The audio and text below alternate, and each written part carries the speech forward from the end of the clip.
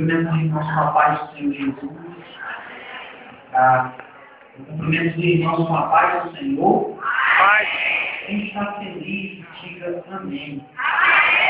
Glória a Deus. Irmãos, é motivo de muita alegria o pastor estar presente. Mas eu quero agradecer à igreja pela oportunidade. Fico muito feliz. Nós também nos congregamos na Assembleia de Deus, no Ministério da Evangelista em Fortaleza. Eu fico feliz não só por isso, mas por estar na terra de uma família que é muito bom, terra de pessoas hospitaleiras, pessoas que gostam de ajudar. E também eu fico muito feliz porque aqui o pastor, de onde eu me congresso, ele começou o seu ministério. Meu pastor ele tem 40 anos de ministério, ele começou sendo missionário agora no Piauí. E já estão com 39 anos já que ele esteve aqui, que evangelizou, que pregou, né? E a gente ficou feliz e agradece pela oportunidade, viu, irmão Isaías, né? Muito obrigado. Eu gostaria de convidar a igreja para se colocar de referência à palavra do Senhor. Vamos abrir a nossa Bíblia no livro de Atos dos Apóstolos, capítulo de número 1. Atos dos Apóstolos, capítulo de número 1. Crente ama a palavra de Deus. Crente sempre vai gostar da palavra de Deus. Até o arrebatamento, a gente vai amar a palavra de Deus. Atos dos Apóstolos, capítulo de número 1. Vamos ler o versículo também de número 1. Quem encontrou, diga amém. Diz assim a palavra de Deus. Fiz o primeiro tratado ao Teófilo, acerca de tudo que Jesus começou, não só a fazer, mas a ensinar, até o dia em que foi recebida em cima, depois de ter dado mandamento pelo Espírito Santo aos apóstolos que escolhera, os quais também, depois de ter padecido, se apresentou vivo com muitas e infalíveis provas, sendo visto por eles por espaço de 40 dias, e falando do que respeita ao reino de Deus. E estando com eles, determinou-lhes que não se ausentassem de Jerusalém, mas que esperassem a promessa do Pai que disse ele, de mim ouvistes, versículo 5. Porque, na verdade, João batizou com água, mas vós sereis batizados com o Espírito Santo, não muito depois deste dia. Aqueles, pois, que haviam se reunido, perguntaram-lhe, dizendo, Senhor, restaurarás tu neste tempo o reino a Israel? E disse-lhes, não vos pertence saber o tempo ou as estações que o Pai estabeleceu pelo seu próprio poder, mas recebereis a virtude do Espírito Santo que há de vir sobre vós, e ser-me-eis testemunhas, tanto em Jerusalém, como na Judéia, em Samaria e até os confins da terra. Os irmãos podem tomar assento. Orando a Deus e pedindo a Deus uma palavra para que eu pudesse trazer para a noite do Senhor nesta noite. E o Senhor, nós estamos estudando nesse trimestre o livro de Atos dos Apóstolos.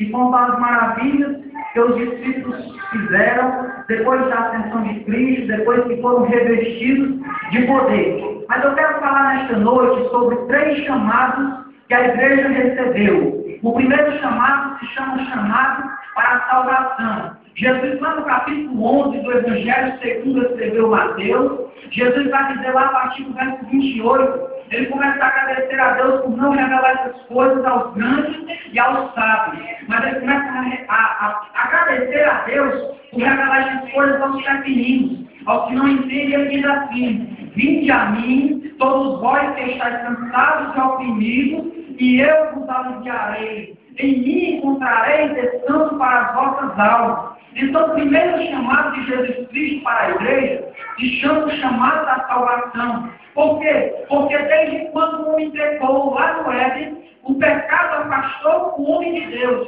E agora Deus vai, pela sua imensa misericórdia, fazer um plano para que o homem pudesse novamente ter uma aproximação com Deus. Deus dá para Moisés a lei, e o homem não consegue cumprir a lei. Então Deus tem que procurar uma maneira de reaproximar novamente o homem com Deus. E quando o homem começa a desobedecer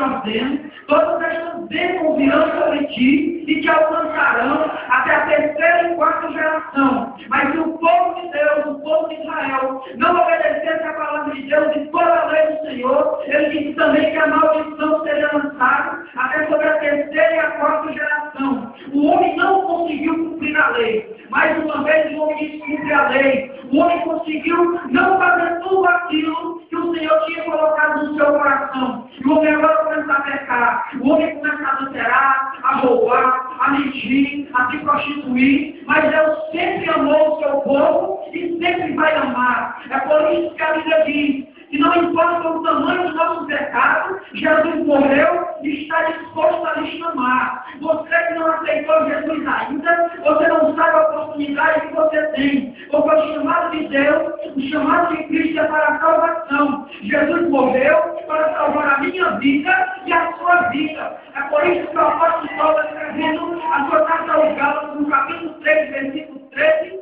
diz assim: Cristo tomou sobre si toda a nossa maldição, porque escrito está que maldito é todo aquele que foi escrito no madeiro. Jesus me manda me dizer esta noite que sobre a sua vida não há maldição. Esse é o chamado de Jesus Cristo. Ele me chamou primeiro para a salvação. Eu me lembro que alguns anos atrás, eu era perdido, eu não conhecia a palavra, eu não conhecia o Evangelho, e eu fazia coisas erradas.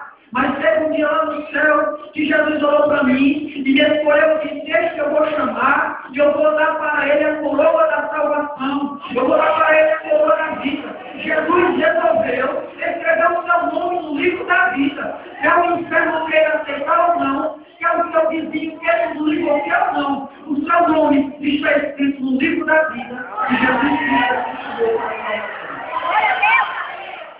mas o chamado de Deus ele não para por aí.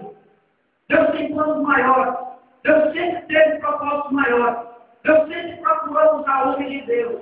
Na Bíblia Sagrada, Deus sempre vai estar à procura de pessoas para usar, de pessoas para trabalhar na sua obra. Então, Jesus também, ele dá um segundo chamado para a sua igreja. Aí você me pergunta, mas que chamado é esse? Jesus chamou e disse: vinde a mim, todos que estáis cansados e oprimidos, e eu vos aliviarei. Mas Jesus também disse assim: olha, ficai em Jerusalém, até que do alto sejais revestidos de poder. Então, o segundo chamado de Jesus Cristo para a igreja é um chamado para ser revestido de poder. Aí você me diz: e qual é esse segundo chamado? Me explica agora como é esse segundo chamado. Ora, quando Jesus estava na terra, a Bíblia diz que aos 30 anos ele começou o seu ministério e ele começou a evangelizar os seus discípulos. A Bíblia diz que ele era André.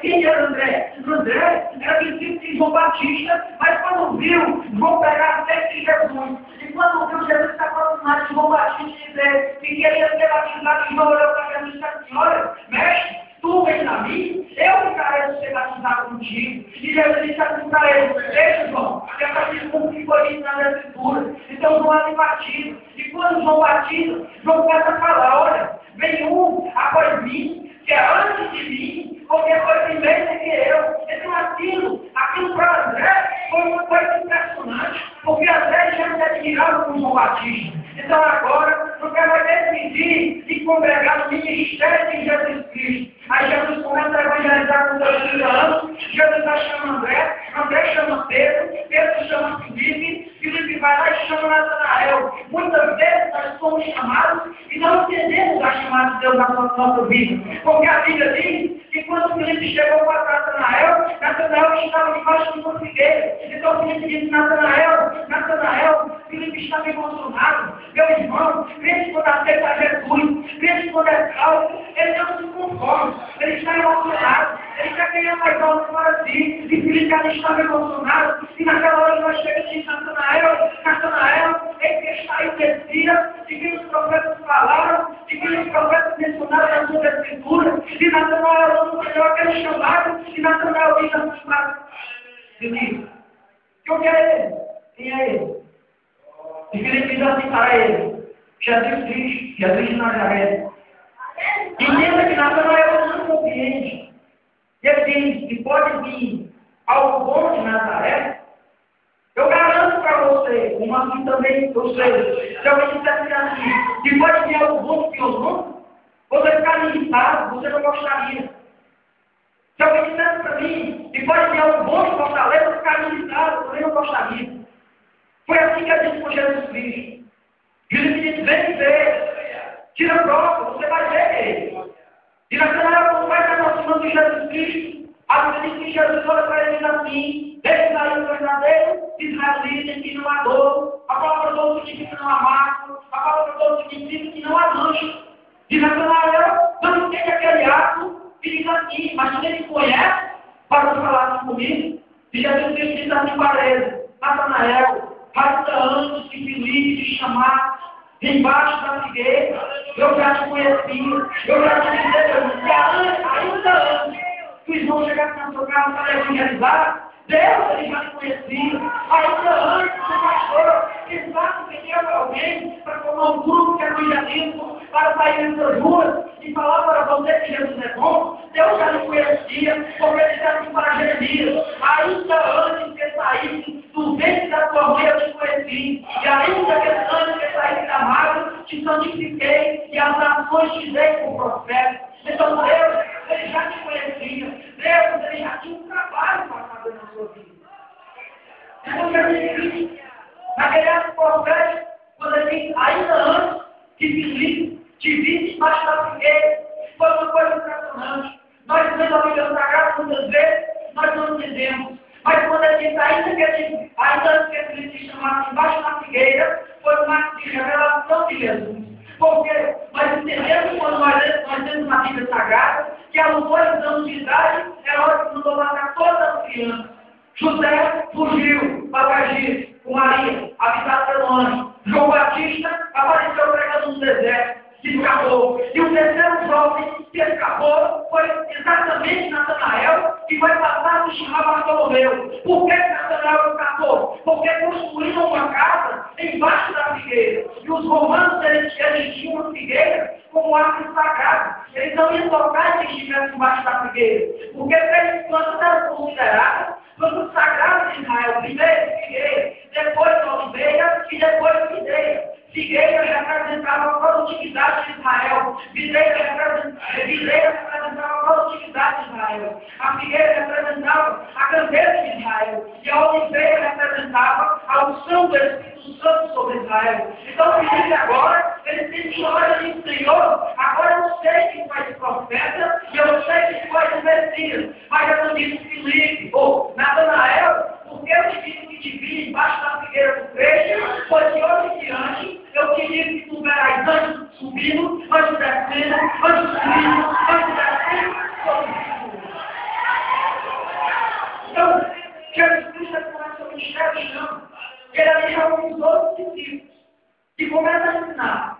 Um dia Jesus chegou numa festa, e ali era um casamento, e o vinho acabou. O primeiro sinal que Jesus foi aí. E ele começa a ensinar os discípulos, porque os discípulos, eles não entendiam. Os discípulos ainda não entendiam qual era a grandeza do seu chamado. Então, Jesus vai ter aquele trabalho para ensinar os discípulos a terem fé. O que é fé? Segundo o autor de Hebreus, lá no capítulo 11, ele diz que fé é o firme fundamento das coisas que se esperam e a prova das coisas que não se vê. Então, os discípulos ainda não tinham fé. Então, Jesus vai ter que começar a trabalhar na vida dos seus discípulos. E ele começa a fazer milagres. Ele cura cego, ele cura surdo, ele cura mudo. Ele começa a mexer lá com os espíritos do inferno e começa a expulsar demônio. E Jesus não é menino para brincar. Jesus, se apareceu no legião, ele expulsa. Se apareceu ele expulsa. Se aparecer 6.000 demônios, ele também expulsa. Porque Jesus é poderoso para fazer o que ele quiser e na hora que ele quiser. Então, Jesus Cristo começa a ensinar os discípulos. E passa-se um tempo, passa-se 3 anos. E ele ensina os discípulos a fazer milagres. Tem dia que ele reúne 70, Evangelho de Jesus Cristo, ele escreveu Lucas, capítulo 10. Ele reúne 70 homens e diz assim para eles: eles que nos dão o poder para pisarem sobre serpentes e escorpiões e sobre todas as forças do mal. E nada nos causará dano algum.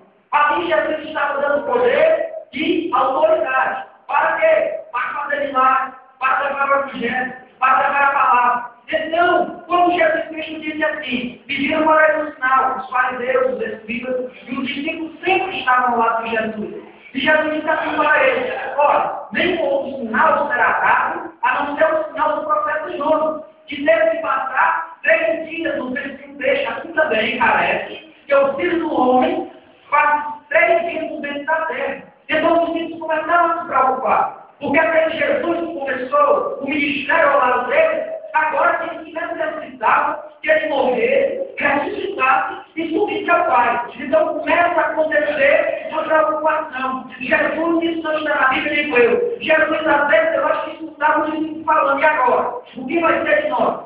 E agora, Jesus Cristo, que está nos ensinando a fazer milagres, o nosso mestre, o nosso Messias, que às vezes cala a boca dos fariseus, porque Jesus calava a boca dos fariseus. Podiam chegar para Jesus fazendo perguntas que não tinham nada a ver. Aí Jesus vai falando para ele: quando digo uma coisa, se você me responder, eu também responderei agora. O batismo de João era da terra ou era do céu? Ele fez medo aqueles fariseus, aqueles escribas. Eles disseram que não sabiam. Por quê? Se eles disseram que era da terra, Jesus não perguntar. A multidão ia apedrejar, porque tinha João Batista como profeta. Se eles disseram que era do céu, ele ia dizer: por que então vocês mataram ele? Então ele calava a boca dos fariseus, calava a boca dos escribas. E Pedro, que era pescador, Pedro, Filipe, Tomé, Bartolomeu, aqueles discípulos começaram a se preocupar, porque Jesus disse que agora ele necessitava morrer e depois subir ao céu. Então houve uma preocupação durante aqueles discípulos. E eles se perguntam: o que é que a gente vai fazer quando Jesus subir? Como será a nossa vida? Porque Jesus, no capítulo 6 do Evangelho de João, Jesus começa a dizer que aquele que não comer seu corpo não tem mais comigo. Aquele que não beber seu sangue não entrará no reino dos céus. Então começa a ter preocupação. Mas Pedro se levanta e diz, porque Jesus estava chorando. Então Jesus disse: olha, se você quiser, pode sair. Porque a multidão tinha abandonado Jesus. A multidão muitas vezes estava seguindo Jesus por causa da comida. A multidão muitas vezes estava seguindo Jesus por causa dos milagres que ele fazia. Não siga Jesus por causa do que ele vai fazer por você. Siga Jesus pelo que ele já fez na cruz do Calvário. Nós não precisamos seguir Jesus para estudar carne. Nós não precisamos seguir Jesus para estudar carne. Nós não precisamos seguir Jesus para estudar voto. Porque a Bíblia diz que nós precisamos seguir Jesus. É porque nós não fomos comprados nem com prata nem com ouro, mas com o precioso sangue de Jesus na cruz do Calvário. É por isso que nós precisamos seguir Jesus.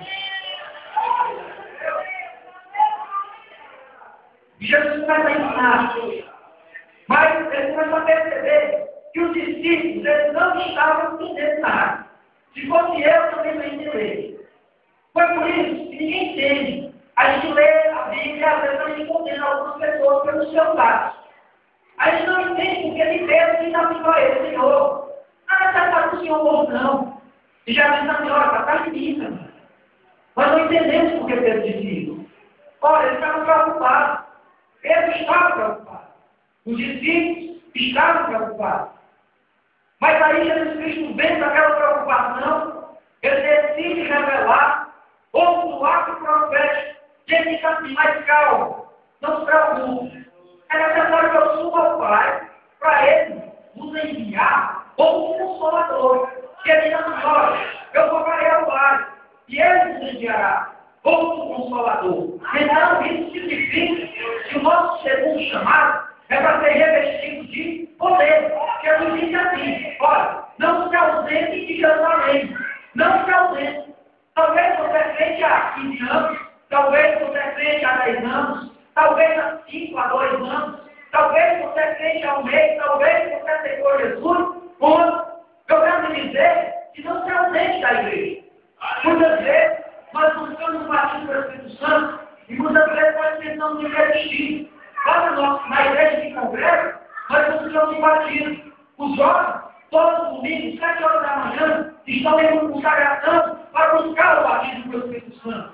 Eu quero lhe dizer que pode passar tempos e tempos, podem passar anos, podem passar dias, assim também como podem passar meses. Mas eu quero dizer que não existe, não importa o tempo que passar. Jesus Cristo, ele faz o seu tempo. Eclesiastes capítulo 3, há um tempo para todos embaixo do céu. Então, há um tempo de lugar, mas há um tempo de receber de Deus aquilo que você buscou. Então, não desiste, batalhe, siga em frente, porque o Senhor, a Bíblia diz que o céu e a terra passarão, mas a minha palavra não passará. Então, o Espírito Santo é promessa de Deus sobre minha e sobre sua vida. Então, creia, porque Ele vai me batizar.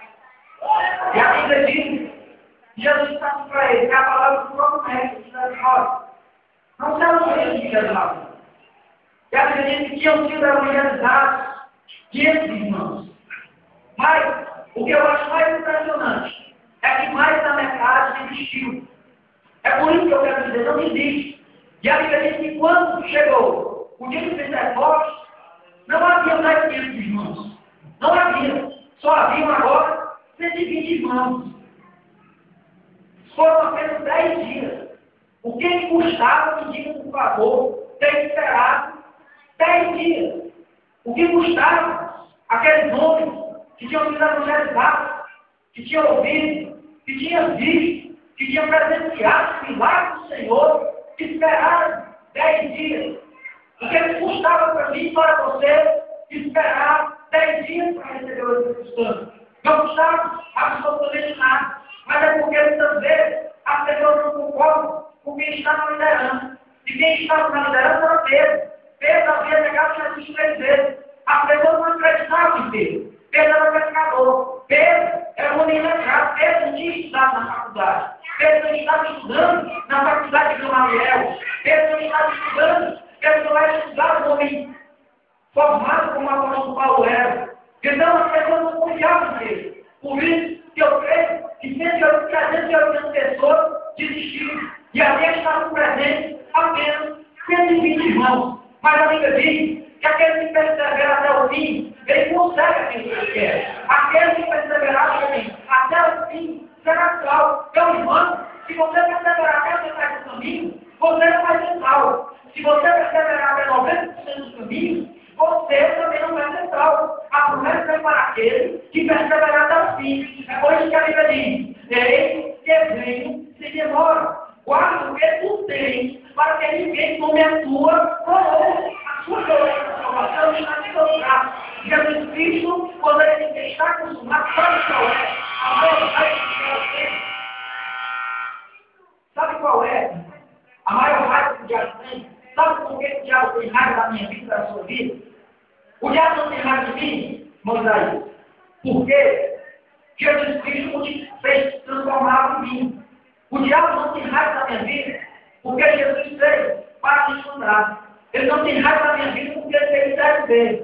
Ele não tem raiva da minha vida, porque ele expulsou os demônios do endemoniado gadareno. Ele não tem raiva por isso. O diabo ele tem raiva da nossa vida, é porque quando deu mais ou menos 3 horas da tarde, Jesus estava em braços abertos e disse: ele está consumado, o preço foi pago. Então é por isso que eu na minha vida e na sua vida. É porque o diabo é espírito, ele não pode se receber. Às vezes eu penso que o diabo chega lá no céu e diz: Senhor, por que o Senhor perdoou tanto aquele indivíduo? Ele pega tanto, ele erra tanto, e o Senhor ainda diz para ele: olha, é porque você conhecendo tudo que tem aqui em cima, você trocou o que tem aqui em cima pelo que tem lá embaixo. E eles nunca viram o que tem aqui em cima, mas pela fé, persevera na fé.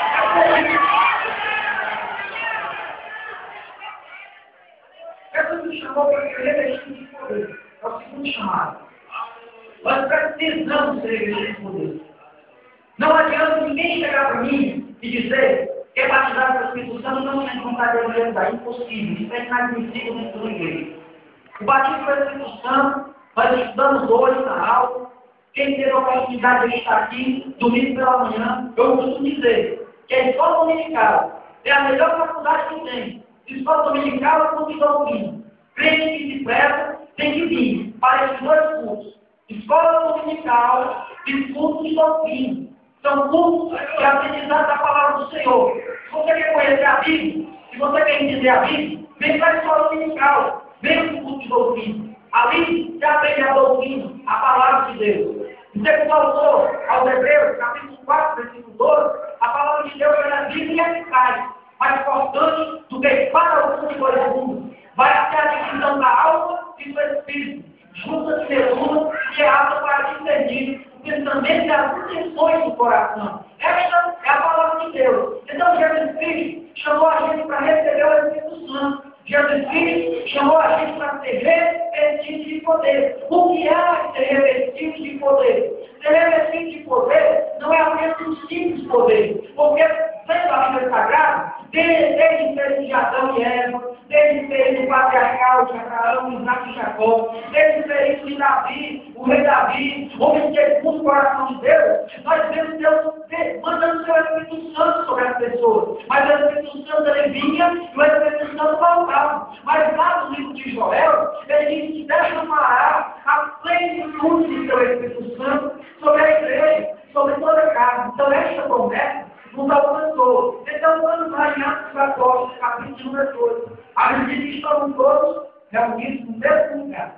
Glória a Deus! O que dizer, permite, Deus está nos dando história. Que a igreja, ela é semelhante a uma fogueira. Quando se tira uma lenha da fogueira, e a parte da fogueira, aquela lenha sozinha, ela vai começar a apagar. O que eu quero dizer? A igreja é como se ela fosse uma fogueira. Se você se afastar da igreja, vai no sábado, dentro da igreja, você vai dar um olho consular, que os irmãos hein? Não. Se você se afastar da igreja, você vai começar a apagar. Aqui não é outro lugar senão a casa do Senhor. O salmista diz: alegrei com o ministério, vamos à casa do Senhor. É porque aqui a casa do Senhor é que muitas vezes nós chegamos cansados, nós chegamos sobrecarregados, nós chegamos enfadados, nós chegamos oprimidos, nós chegamos precisando de uma palavra. E aqui na casa do Senhor é que Deus vai usar homens de Deus, profetas de Deus, boca de Deus, para nos dar uma palavra que a nossa alma, o nosso espírito, o nosso coração está precisando. Então nós não podemos sair. Porque se nós sairmos, se nós começamos a faltar os cultos, então nós vamos receber esta lenha que foi tirada da fogueira. Mas agora, se nós pegarmos esta lenha que está tirada da fogueira e colocar novamente ela na fogueira, ela vai acender. E aquela fogueira vai passar a noite inteira acesa. Ela não vai apagar. Então nós precisamos que nós estejamos sempre na casa do Senhor, sempre unidos, sempre em comunhão, uns com os outros. E a Bíblia diz aqui que eles estavam todos reunidos no mesmo lugar. Eles estavam orando. E a oração deles é uma oração unânime. Eles estão orando exatamente para que se cumprisse a promessa que Jesus falou. Eles estavam orando exatamente para se cumprir a promessa lá do profeta Joel, capítulo 2, que descesse o Espírito Santo. E lá em Atos dos Apóstolos, capítulo 2, a Bíblia diz que de repente veio do céu um som, como de um vento, veemente dentro do outro, e encheu toda a casa. E foram vistas línguas repartidas, como que esse povo. Isso era naturalmente o batismo com o Espírito Santo, que estava acabando de ser manifestado naquele lugar. E a Bíblia diz que todos foram cheios do Espírito Santo e começaram a falar outras línguas diferentes, línguas estranhas. Eu quero dizer que a promessa que começou a se cumprir lá em Atos dos Apóstolos, capítulo número 2, também é uma promessa feita para nós. Esta é uma igreja pentecostal que crê nos dons espirituais e que se quiser se buscar, Deus vai derramar também sobre a sua vida. Se cumpriu o dia de Pentecostes, se cumpriu a promessa que vem se estendendo até os dias de hoje. O que me impressiona é que o Senhor, Ele é tão misericordioso.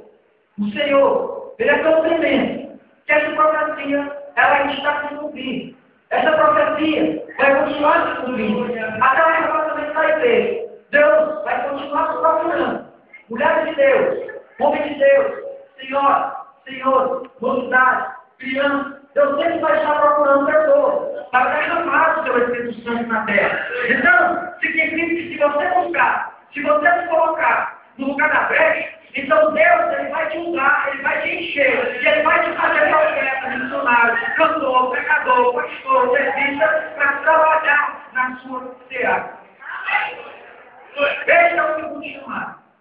Mas eu falei até aqui para chegar no terceiro chamado.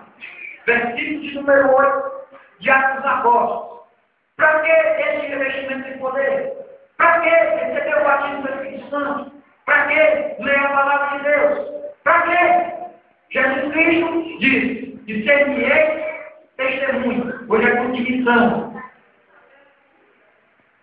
Tanto em Jerusalém, como na Judéia, em Samaria, e até os confins da terra.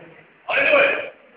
Agora temos que fazer uma pergunta para eles: quem são os confins da terra? Os confins da terra sou eu e você. Ele pede para que sejamos testemunhas. Eu digo isso sempre e não tenho medo de falar. Se você não quer evangelizar, se você não quer sair com a Bíblia na mão, se você não quer sair com um panfletinho para entregar, por favor, não peça para ser batizado pelo Espírito Santo. Não peça. O Senhor só vai batizar no Espírito Santo pessoas que queiram ganhar algo, pessoas que queiram evangelizar, pessoas que queiram levar a palavra de Deus a todos que assuntos. É necessário. Então, Jesus disse: ser testemunho, tanto em Jerusalém, como na Judéia, em Samaria até os confins da terra. Mas ele leu uma palavra interessante. Ele leu lá em Atos capítulo 8. Fala lá de Filipe. E Filipe, quem era Filipe? Filipe era também discípulo de Jesus. Filipe, ele conheceu a palavra. Filipe foi evangelizado. Aí, eu entendo uma coisa. Quando a conversa desceu, o Espírito Santo desceu sobre a vida dos discípulos, uma coisa era para ter acontecido que não aconteceu. Primeiro, Pedro se levantou e disse: varões, judeus, escuta, isso que aconteceu hoje, a eloquência já mudou. É letrado, começou a falar para a multidão, pregar.